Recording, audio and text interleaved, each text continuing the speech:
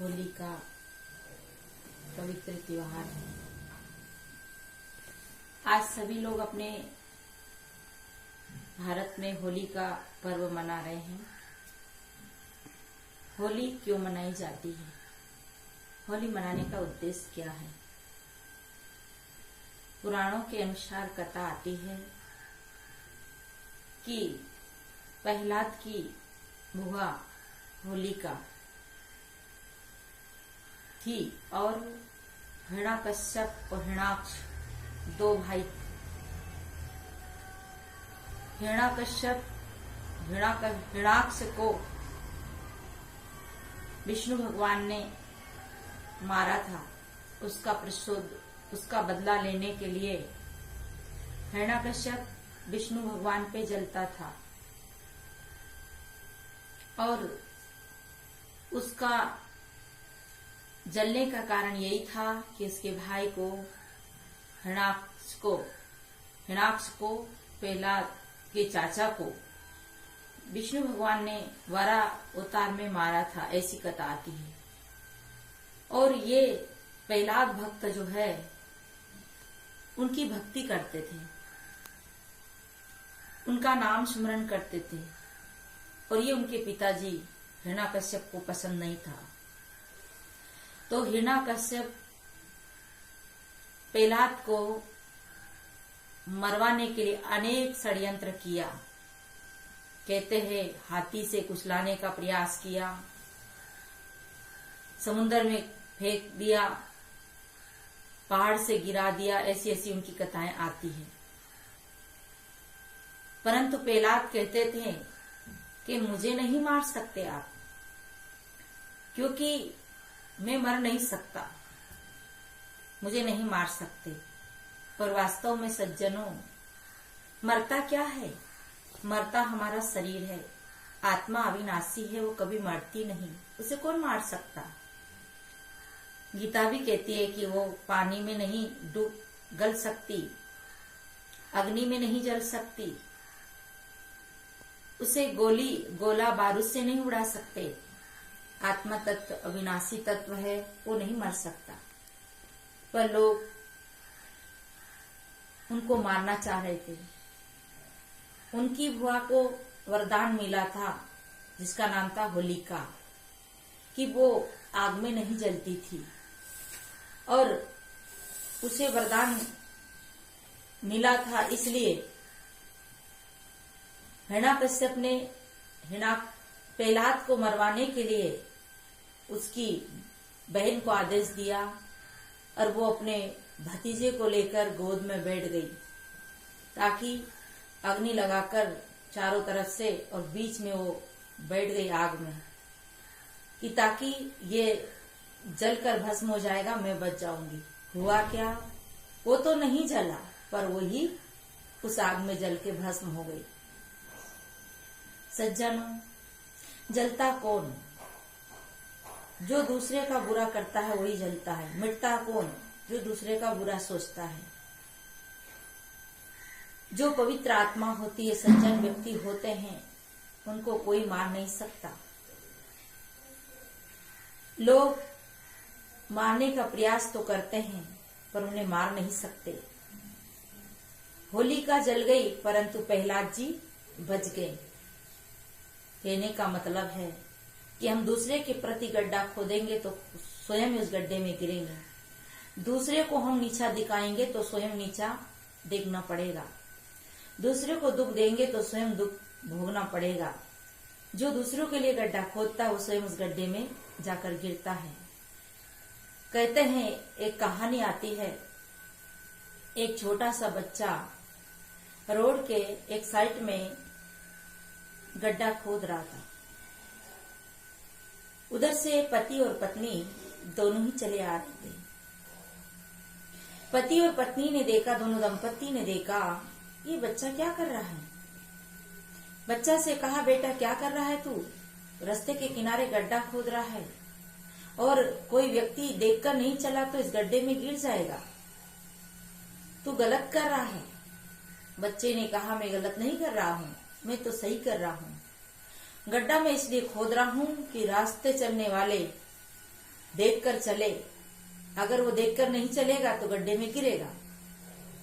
मैं इसलिए गड्ढा खोद रहा हूं कि रास्ता चलो, आउट मत चलो, गलत मत चलो। अगर गलत चलोगे तो गड्ढे में गिरोगे। ये गड्ढा कहता है कि जो रास्ता छोड़ के चलेगा वो गड्ढे में गिरेगा। सदगुरु कबीर ने भी कहा है कि राह विचारी क्या करे, जो पंथी न चाले विचार, अपना मार्ग छाड़ के फिरे उजारे उजारे। रास्ता क्या कर सकता है? जो हम रास्ते को छोड़ के चलेंगे तो फिर हम तो गिरेंगे ही। तो उस बच्चे की बात सुनकर दोनों पति पत्नी बड़े प्रसन्न हुए, बड़े खुश हुए। उन्होंने कहा, बेटा तेरा नाम क्या है? उस बच्चे ने कहा कि मेरा नाम का मुझे पता नहीं। तू कौन से गांव का है? ये भी मुझे पता नहीं। तेरे माता पिता? वो भी मुझे पता नहीं, क्योंकि वो अनाथ बच्चा था, परंतु बड़ा बुद्धिमान था, बड़ा विवेकवान था, बड़ा गुणवान था।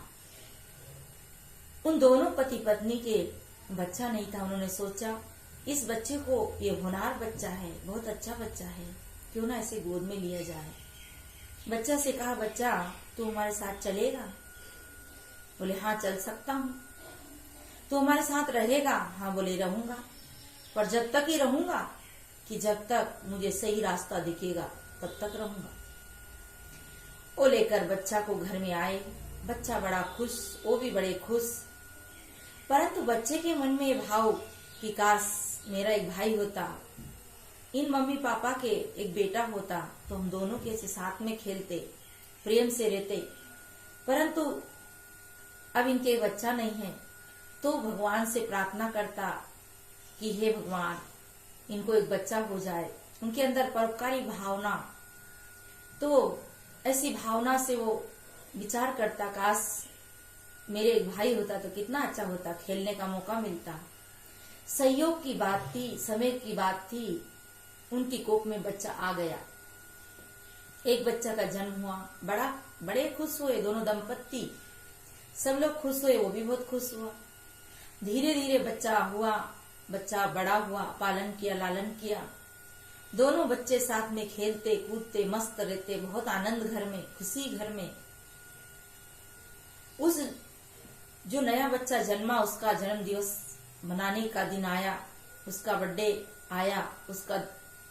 उस दिन उन लोगों ने बड़ा अच्छी विचार बनाया, सब कुछ तैयारियां की, परंतु पहले से दोनों पति पत्नी के मन में एक बात चलती थी कि हमने जब बच्चा जन्मा तो उनके मन में एक भाव होता था, हमने क्या किया, हमने बहुत गलत किया। अरे हमारे घर में बच्चा जन्म ले लिया, हम इस बच्चे को ले आए, अनाथ बच्चे को, अब तो ये जमीन बटाएगा, हक बटाएगा, घर बटाएगा, और हमने तो बिना काम की बला पाल लिया। अब इसे भगा भी नहीं सकते, और भगाएंगे तो लोग क्या कहेंगे, और अगर इसे जायदाद नहीं देंगे तो भी लोग इनको जायदाद दिलवाएंगे। अब इसका करे क्या? दोनों के मन में पाप आया। एक काम करो, इसे आज जन्मदिवस के मौका है, अपन को कोई जानेगा भी नहीं, और अपन एक काम करते हैं कि इन्हें मरवाने का कुछ योजना बनाते हैं। उन्होंने कुछ दुश्मनों को फूल के बगीचे में भेज दिया, कहा एक बच्चा आएगा फूल लेने, उसे तुम मार देना। और वो वही हुआ। जब उस दिन जन्म दिवस की तैयारियां हो रही थी तो उस बड़े बच्चे से, जो गोद में लिया बच्चा से कहा, बेटा जाओ, आज तेरे भाई का जन्म उत्सव है, फूल की जरूरत पड़ेगी, तुम जाओ बगीचा से जाकर फूल ले आओ, आज अपने घर में बहुत खुशी है, खुशी का माहौल है। बच्चा फूल लेने जाता है। वो फूल लेने जा रहा था, वो छोटा बच्चा रास्ते में खेल रहा था। छोटा बच्चा कहता है, भैया कहाँ जा रहे हो? कहा आज मम्मी ने पापा ने मुझे फूल लेने भेजा है, मैं फूल लेने जा रहा हूँ। उनने कहा कि भैया तुम यहाँ दोस्तों के साथ खेल लो, मैं जाता हूँ फूल लेने। वो छोटा बच्चा बड़े भैया को खिलाने में लगा गया, खिलौना पकड़ा गया और छोटा भैया फूल लेने चला गया। ये तो दोस्तों के साथ खेलने लगा, और ये जब छोटा गया फूल लेने, दुश्मन खड़े थे, उसको मारकर 4 टुकड़े कर दिए, मार के गिरा दिए और उसको टुकड़ा टुकड़ा कर दिया। जब ये खेल कर लौटा तो कहा फूल नहीं लाया, उसने कहा फूल तो छोटा भैया लेने चले गया, मैं खेल रहा था, वो नहीं माना और मैं जाऊं फूल लेने तो वो चला गया। दोनों ही पति पत्नी छक्के से खड़े रह गए। ओहो क्या हुआ, पता नहीं क्या हुआ। जाकर देखे, दौड़ के गए, बहुत देर हो गई अब तक नहीं आया। पता तो चल गया था, पाप करने वाले को पता चल जाता है। गया तो देखते हैं कि वहाँ वो मुर्दा पड़ा था, मरा पड़ा था। दोनों विलाप कर करके फूट फूट के रोने लगे कि ओहो अनर्थ हो गया, बहुत गलत हो गया। बहुत विलाप करके रोने लगे। जब ये भी पहुंचा तो ये भी रोने लगा। और इसने क्या किया, दोनों को रोता हो देखा और अपनी गठरी मुटरी, अपना कपड़ा जो था उसे अपनी पोटरी बांधी, अपनी गठरी बांधी और जाने लगा। माता पिता कहते हैं बेटा तू हमें छोड़ के क्यों जा रहा। कहा मैं यहाँ क्या करूं रहकर, अरे तेरा भैया भी मर गया और हम तो अनाथ हो गए और तू भी हमें छोड़ के जा रहा है, अब हमारा क्या होगा, हम कहाँ जाएंगे। तुम दोनों भाई ऐसे कर गए। तो वो जो गोद में लिया बच्चा कहता है आप क्या करोगे, आप कहाँ जाओगे, वहीं आना जहाँ मैं गड्ढा खोद कर आया, आकर उसमें गिरना, उसमें मरना, क्योंकि जो दूसरे के लिए गड्ढा खोदता है वो स्वयं गड्ढे में गिरता है। कबीर साहब कहते हैं कबीर कमाई आपने निष्फल कबू न जाए, बोया पेड़ बमूल का तो आम कहाँ से खाए। जो बोते हैं वही काटते हैं, इसलिए दगा किसी का सगा नहीं, नहीं मानो तो कर देख लो। दगा किसी का सगा नहीं, नहीं मानो तो कर देख लो। जिन लोगों ने दगा किया है उन लोगों का घर देख लो। शक्कर दे शक्कर मिले, टक्कर दे टक्कर मिले, नेक का बदला नेक दे, नहीं तो कर देख ले। औरों को शक्कर देता है वो खुद ही शक्कर खाता है, औरों को डाले चक्कर में वो खुद ही चक्कर खाता है। 4 वेद 6 शास्त्र में बात मिली है दोई, 4 वेद 6 शास्त्र में बात मिली है दोई, सुख दीना सुख होते, दुख दीना दुख होत। पीपा जी महाराज भी कहते हैं कि पीपा पाप न कीजिए, दूरा रीजिए आप, जिनकी करनी जो जाए, कौन बेटा कौन बाप। अपने अपने कर्म को अपने अपने को भोगना पड़ता है। इसलिए सज्जनों आज होली का त्योहार है, जो अपने दुश्मन है उन्हें भी गले लगाओ। और हमें होली लकड़ी को इकट्ठा करके और सेमल की झाड़ को गाड़ करके उसे जलाना नहीं है, हमें तो अपनी बुराइयों को जलाना है, अपनी अज्ञानता को जलाना है, ज्ञान की अग्नि प्रकाशित करना है, प्रेम हृदय में उपजाना है, करुणा दया, सबके प्रति श्रद्धा भाव हो, सबके प्रति स्नेह हो, दुश्मन भी आज दोस्त बना लेना है। यही होली का त्योहार है। हम रंग गुलाल ना खेल करके हम एक दूसरे के गले मिले, एक दूसरे से प्रेम करें, एक दूसरे के प्रति सद्भाव व्यक्त करें। यही होली मनाने का त्योहार है। और देखिए होली से ये शिक्षा लेना चाहिए कि होली का अपने भक्त भतीजे को जलाने लगी तो स्वयं ही जल गई। जो भक्तों को परेशान करते हैं, संतों को परेशान करते हैं, दुख देते हैं, भक्त आत्माओं को, पवित्र आत्मा को, वो स्वयं दुख भोगते हैं और स्वयं उसमें जलते हैं, दुख में, कष्ट में। इसलिए हमें किसी को दुख नहीं देना चाहिए, किसी को पीड़ा नहीं देना चाहिए। यही होली का त्योहार है। इन्हीं शुभकामनाओं के साथ मैं अपनी वाणी को विराम लेती हूँ।